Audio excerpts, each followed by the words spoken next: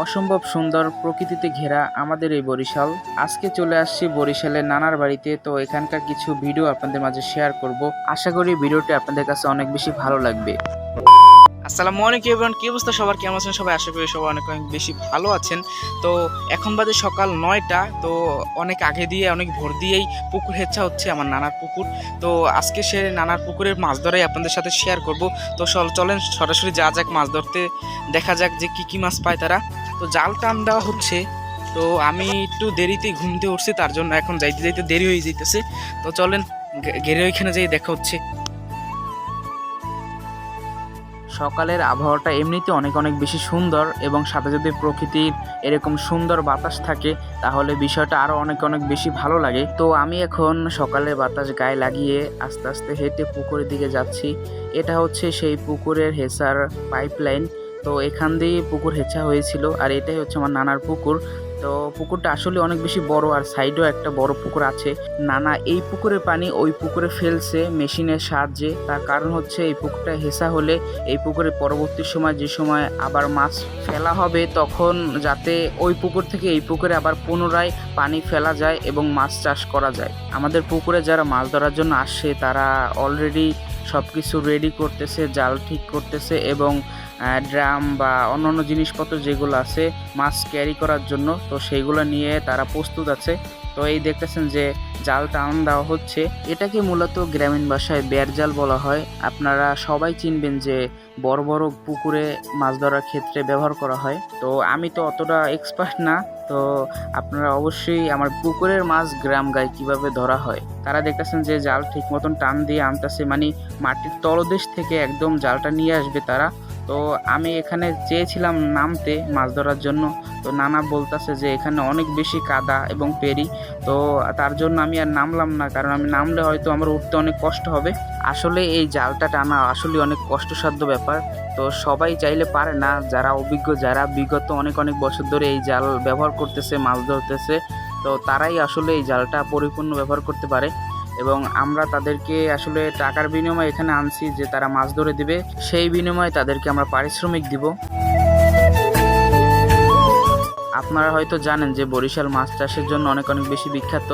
মাছ চাষের পাশাপাশি নানা পোলট্রি ফার্মের সাথে অ্যাডজাস্ট করে মাছ চাষ করে। তাতে যারা মাছ চাষ করে তাদের লাভবানের পরিমাণ অনেক বেড়ে যায়। তার কারণ হচ্ছে মাছের পাশাপাশি যদি পোলট্রি ফার্ম করা যায় তাতে মাছের খাবার অনেক কম লাগে। আমরা প্রতিদিন যে পরিমাণ খাবার দিয়ে থাকি পুকুরে তার অর্ধেক লাগে, আর অর্ধেক আমাদের সাশ্রয়ী হয়। এবং এখানে মূলত ক্যাটফিশ জাতীয় মাছ চাষ করা হয়, যেমন পাঙ্গাস, গ্লাস কাপ, এগুলো যাদের যেগুলোর খাবারের চাহিদা একটু বেশি তাদের এখানে চাষ করা হয়। তো এই পুকুরে মূলত এটা চাষ করা আমাদের পারিবারিক পুকুর বলা যায়, যে আমরা খাই এখানের মাছ এবং পাশাপাশি বিক্রি করি।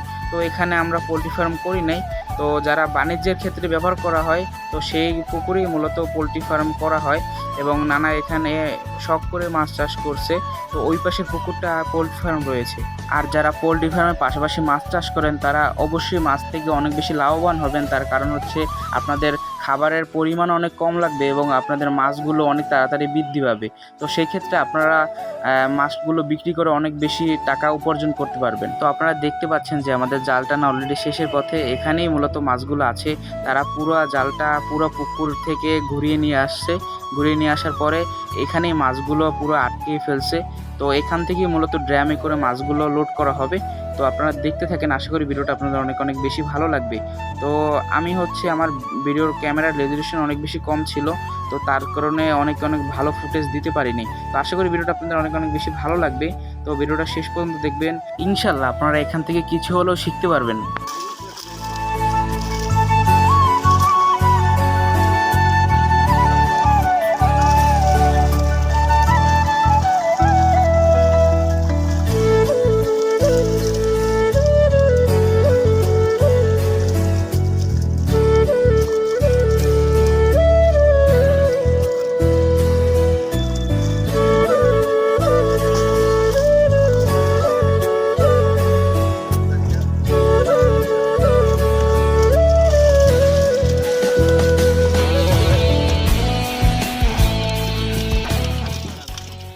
তো দর্শক আপনারা দেখতে পাচ্ছেন যে এখান থেকে মাছগুলো ছাঁটাই করা হচ্ছে। ছাঁটাই করা বলতে হচ্ছে ছোট মাছ অন্য ড্রামে রাখা হচ্ছে আর বড় মাছ এই ড্রামে রাখা হচ্ছে। তো তার কারণ হচ্ছে আমাদের ওই পাশের পুকুরে তো পানি আছে, তো তার জন্য আমরা ছোট মাছগুলো আর বিক্রি করব না, কারণ ছোট মাছের তেমন বেশি টাকা পাওয়া যায় না। তো তার কারণ হচ্ছে আমরা ছোট মাছগুলো ওই পুকুরে ছাড়বো এবং বড় হলে পরবর্তীতে ওই একসাথে আমরা বিক্রি করব। আর আমি ঘুম থেকে উঠতে একটু দেরি করছি, তার কারণে আমি পুরোপুরি মাছ ধরা দেখাতে পারি না। এখানে আরও অনেক বেশি লোক ছিল এবং মাছ ধরা হয়েছে আরও সকালে প্রায় ভোর 5টা থেকে মাছ ধরা শুরু হয়েছে। এত ভোরে আসলে আমি ঘুম থেকে উঠতে পারি না, আর আমার বেসিক্যালি কেউ ডাকেও নাই, তো তার জন্য আমি আসলে আপনাদের কাছে শেয়ার করতে পারলাম না, বড় বড় মাছগুলো দেখাতে পারলাম না। আসলে সকালবেলা প্রায় আমি শুনছি নানুর কাছ থেকে প্রায় 100 মনের মতন মাছ আড়তে দেওয়া হয়েছে। বড় বড় মাছ এখানে ছিল হচ্ছে 10 থেকে 15 KG, 16 KG, 12 KG, 10 KG, 8 KG এরকম মাছও ছিল। তো সেগুলো আসলে আড়তে দেওয়া হয়েছে। তারা আপনারা হয়তো জানেন না যে সব থেকে ভোরবেলা যে মাছগুলো দেওয়া হয় সেগুলোর দাম একটু বেশি পাওয়া যায়। তো তার জন্য আপনারা দেখবেন যে আপনাদের পাশে যারা পুকুরে যারা মালিক আছে, তো তারা আসলে অনেক ভোরবেলায় মাছ বিক্রি করে থাকে। তো দর্শক আমি অনেক কষ্ট করে একটা পিকচার ম্যানেজ করেছি আপনাদের জন্য, আপনারা যদি দেখেন তাহলে বুঝতে পারবেন। প্রায় 18 কেজি ওজনের একটা বল মাছ। তো রাস্তা যে সময় ড্রাম নিয়ে যাচ্ছিল লোকজন, তো সেই সময় একজন লোক এই মাছটা উঠিয়ে একটা ছবি তুলে রেখে দিয়েছে, তো সেটা আমি নিয়ে আপনাদেরকে দেখালাম। তো মাছটা আসলে অনেক বেশি বড় ছিল। আমাদের মাছগুলো বাছাই করা প্রায় শেষের পথে। তো এখানে মাছ বাছাই করার পরে এখানে জিয়ে রাখা হবে, আপনারা সবই ভিডিওতে দেখতে পারবেন। তো মাছ ধরা প্রায় শেষের পথে, এখন মাছগুলো ধরে এখানে জিয়ে রাখা হবে এবং অন্য যে মাছগুলো আছে সেগুলো বিক্রির জন্য নিয়ে যাওয়া হবে। তো এখানে দেখতে পাচ্ছেন আপনারা যে ছোট মাছ আর বড় মাছ আলাদা করে রাখছে 3টে ড্রামে মোট। এখন ড্রামে ভরা মাছগুলো উপরে উঠানো হবে তো বিক্রির উদ্দেশ্যে নিয়ে যাওয়ার জন্য। আর আপনারা এখানে একটা জিনিস দেখতে পারবেন, সেটা হচ্ছে গ্রামে মাছ ধরার পর মাছগুলো এক জায়গা থেকে অন্য জায়গায় কিভাবে নিয়ে যাওয়া হয় গ্রামীণ পদ্ধতিতে, সেটা আপনারা দেখতে পারবেন। দেখতে পাচ্ছেন যে মাছ ক্যারি করার জন্য যে ড্রাম থাকে সেই ড্রামের দুই পাশে 2টা রশি থাকে, তো সেখানেই একটা বাঁশ দিয়ে দুই পাশে ভরে, তো সেটা দুই পাশে 2 জনে কাঁধে নিয়ে সেটা বহন করা যায়। তো সেটা আসলে অনেক বেশি সহজ এবং কোনো কষ্ট নেই তাতে। তো এখন আমাদের বাসা থেকে একটি নেট নিয়ে আসা হয়েছে, তো নেট দিয়ে এখন আমরা মাছগুলো জিয়ে রাখবো। তো পরবর্তীতে যখন আমাদের এই লোকজন যাবে আমাদের ওই পুকুরে ওইখানে, তো তখন তারা এখান থেকে মাছগুলো নিয়ে যাবে তাদের সাথে করে এবং ওই পুকুরে ছাড়বে। তো মাছগুলো আবার ইনশাল্লাহ যখন বড় হবে তখন আমরা আবার এরকম প্রসেসেই ধরবো এবং বিক্রি করব। আজকের ভিডিওটা কেমন লেগেছে অবশ্যই আপনারা কমেন্টে জানাবেন এবং আমাদের কোনো ভুল থাকলে সেটাও আপনারা কমেন্টে জানাতে পারেন। ইনশাল্লাহ আমরা পরের বার সেটা সংশোধন করার চেষ্টা করব।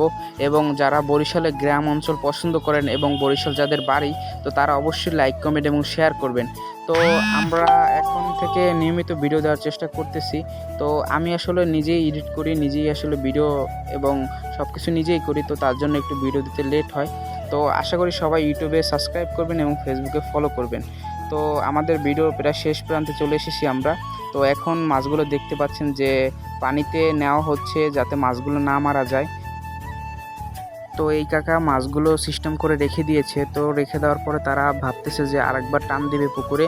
তো পুকুর যেহেতু হেসা হয়ে গেছে, তো এখন মাছগুলো রাখলে আসলে রোদের তাপ তো প্রচুর, তো তার জন্য মাছগুলো মারা যাবে। তো যত সম্ভব পারে তারা মাছগুলো ধরে ফেলার চেষ্টা করবে। তো মাছ যেহেতু অনেক বেশি কমে গেছে, তো তার জন্য আমি আর ভিডিও বড় করব না। তো দেখতেছেন যারা মাছ নিয়ে গিয়েছিল তারা অলরেডি চলে আসছে। এখন তারা আরেকটা টান দিবে এবং টান দেওয়ার পরে মাছগুলো আবার ধরবে। ধরার পরে যে ছোট মাছ আছে সেটা অন্য পুকুরে ছাড়বে এবং যে বড় মাছগুলো পাওয়া যাবে সেটা তাদের ভিতরে ভাগ করে নেবে।